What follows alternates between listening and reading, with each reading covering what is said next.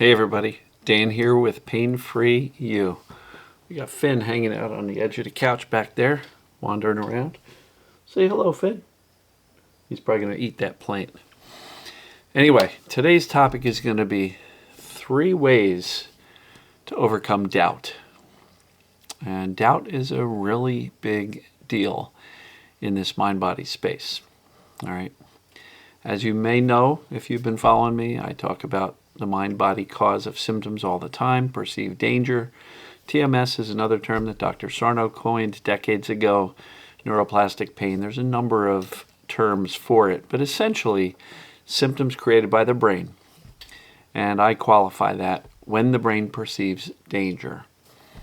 So a lot of times there's people who are saying, but I don't know if this applies to me. Mine feels real, or I have this diagnosis or this imaging study, whether it be an MRI, an X-ray. It happened as an injury and it just hasn't healed. And they've got all these doubts as to the cause of their symptoms, the cause of their pains. And what I've often said is doubt delays recovery. So let's put it this way. If the brain perceiving danger is what turns on symptoms, doubt says, hey, don't turn off the alarm system because there might be something going on here. And so doubt is one of those sticky areas where it's like, well, how do I just snap my fingers and say, okay, doubt be gone? So it's really challenging, to say the least. So I figured I'd come up with this video about the 3 ways to overcome doubt, right? First way, number 1, knowledge. Understand how this human system works, the pain system symptoms, and the brain and the nervous system, because it's key to understand that your brain is always seeking to keep you alive. That's its primary function. It's been doing that since you were conceived and developed brain cells in the womb. And it will continue to do that until the day you eventually pass away, hopefully at a very, very late age. But your brain's primary function is to keep this system running as efficiently as possible. And mind-body symptoms are essentially the brain's warnings that something dangerous is going on. In essence, fear. But it's not always conscious. The brain might perceive something to be going on at any number of levels. A little bit of gastric distress. You weren't afraid of it. You notice it. And the brain may have noticed some digestive challenges and turned on symptoms. A little bit of stomach pain, a little bit of this. Could have been, a really stressful work day. We come home with a stress headache, right? And so the brain reserves the right to warn us with symptoms at any time that it perceives something bad or dangerous is happening. Emotionally, physically, mentally, how we treat ourselves, the pressures we put on ourselves, the judgment of others, our emotions, like all sorts of things. And I've done a video several weeks back, the 15 things that the brain might perceive as dangerous. And if we remember, let's try to link it in the description below, the 15 things that the brain can perceive as dangerous. So knowledge is step 1 in eliminating doubt. Because as long as you think pain equals damage or symptom equals illness, with no exceptions, the brain's going to likely keep the alarms turned on. So perceived danger, not always actual, perceived danger is the key. So step 1, knowledge. Step 2, does this apply to me? Figure this stuff out. And the way we do this, and when I say we, I mean me and the other various mind-body professionals out there in the market. Not just Dan, other coaches, therapists, medical doctors that practice mind-body medicine in their clinical practice use an assessment. And so the assessment, which I've got in chapter 6 of my book and also make available at painfreeyou.com, is built on these decades-long questions to determine how your symptoms are behaving. Are they stress-induced? Do they move? Do they change? Do they go up and down depending on time of day? There's a whole series of questions. And so some people will say, yeah, but I have this medical diagnosis. And the assessment's not overwhelmingly saying mind-body. I only have 2 of the 20-something questions. And what I'll suggest to you is this. If even one of the questions in the assessment are answered as true, you've checked it off, then your symptoms are created by a brain perceiving some type of danger. And people say, but that's not overwhelming. No, it's not. But look at that question and ask yourself, if it was a body problem, could that happen? I'm not asking you to trust Dan on this. I'm asking you to trust decades worth of mind-body professionals, clinical professionals, medical professionals who have been doing this for a long time. So I didn't make up the assessment. I have an accumulation of questions and criteria, and how your symptoms behave is way more important than the medical label some doctor or Wikipedia or WebMD or now these days AI tells you you've got, right? It's a medical label, but that's not proof that that's causing your symptoms.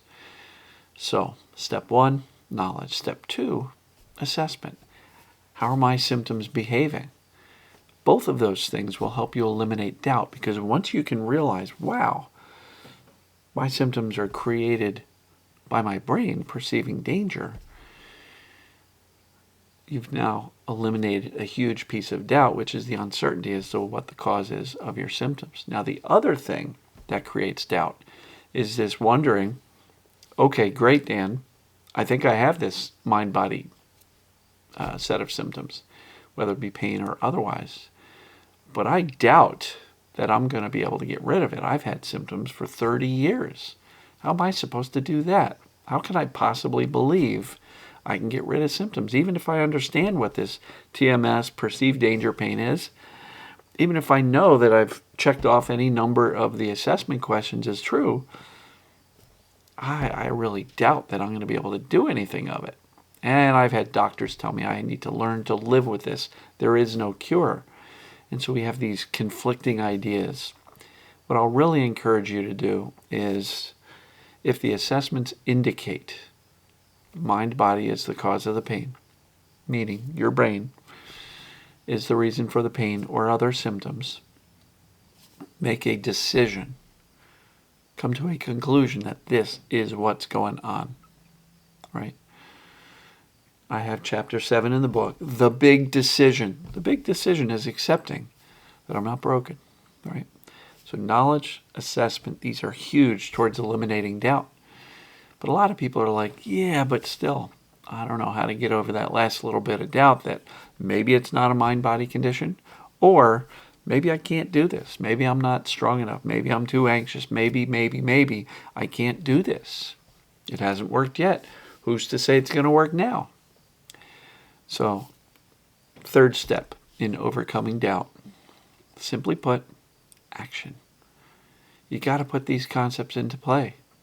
If the brain perceiving danger is the challenge that turns on symptoms, teaching the brain you're actually okay, safe, healthy, fit enough to not have symptoms, well enough to not have symptoms, teaching the brain that calmly, consistently, with clarity, certainty, confidence is the way out. It's the way to get better.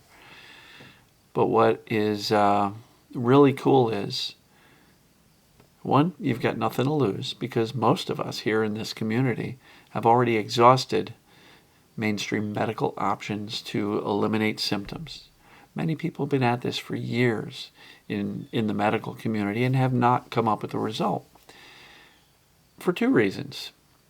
The primary reason is that doctors have a hard time fixing the body and getting a result for symptoms that are created by the brain. It just doesn't seem to make sense.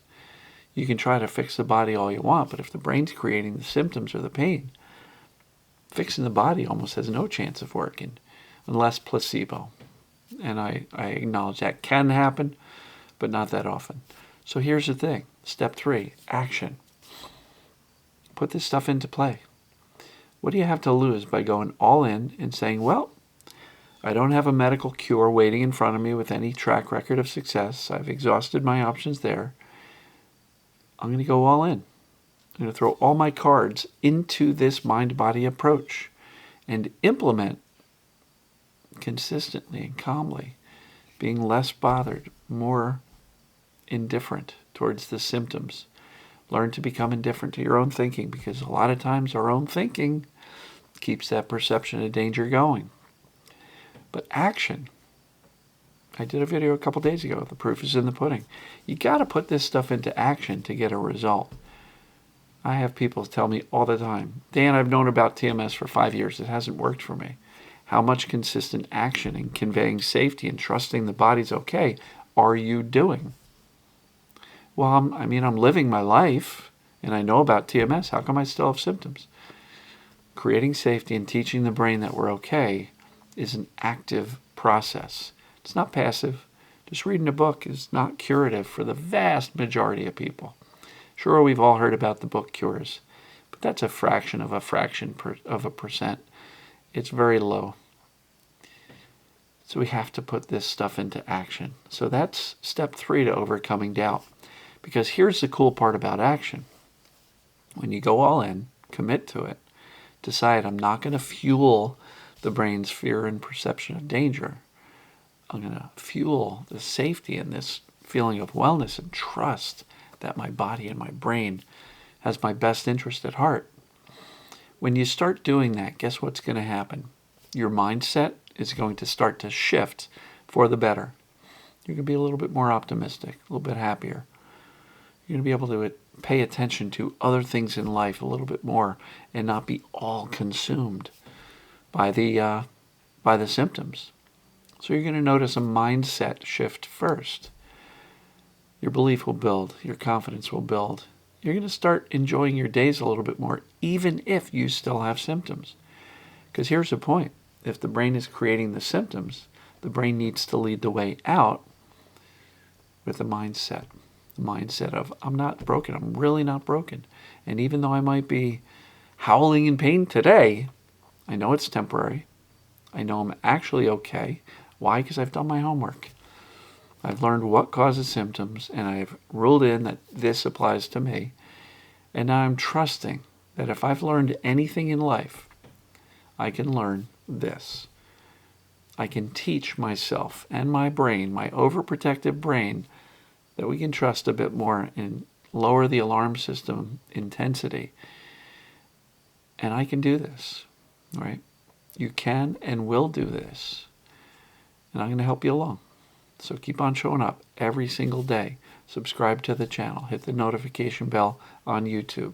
Share this with other people. If you haven't read the book yet, painfreeyoubook.com. A lot of people are giving it rave reviews. Go read the book reviews on Amazon. It's on Audible as well, in my voice. So 3 steps to overcoming doubt: knowledge, assessment, action. The 3rd step is really where the rubber meets the road. Because without action, it's theory. It's an active process to teach the brain that we're okay. So, enjoy the 3 steps. Make sure you get all 3 of them. Because action, without believing that your body's okay, it's going to have a hard time to teach the brain to turn off the symptoms if you still believe and are perpetuating the story that, well, I had an injury back then. It never healed right. So just trust the body. The body knows what to do. The body heals. The body heals. Trust it. Teach the brain. Trust the body. Calm. Consistency. Over time. This action of yours is going to start yielding results. And once the mindset starts to shift more consistently and the fear starts to be whittled down by this accurate knowledge and assessment, you're going to start to notice your symptoms shifting. They may not go away overnight, but they're going to start lowering or shifting, or this one goes down and that one pops up. That's symptom imperative. But a change in symptoms, guess what that does? That gives you some hard proof in your own experience Not some theoretical thing you read in a book or listened to on a podcast or watched in one of my videos. When you start with the foundation here, the knowledge, the assessment, and the action, that action will start to give you personal proof that says, wow, look at this. I had 2 days worth of pain-free days. Ding, ding, ding. That's proof. And guess what happens to your doubt? Shrinks even more. So some people are like, yeah, but I had a couple of good days and then whammo, it came back. Okay, we've talked about this a number of times. Hang on to the good days as your proof that you're not broken. Squish the doubt. Get rid of the doubt. And keep going.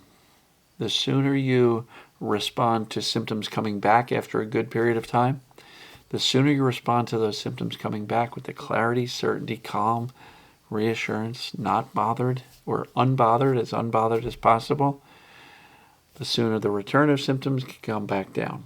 And again, all of these experiences are proof that you can hold on to eliminate your doubt, knock down the fear, start to build your belief in yourself that you can do this, build belief in what's going on, that you can do this, that you're not broken in the first place.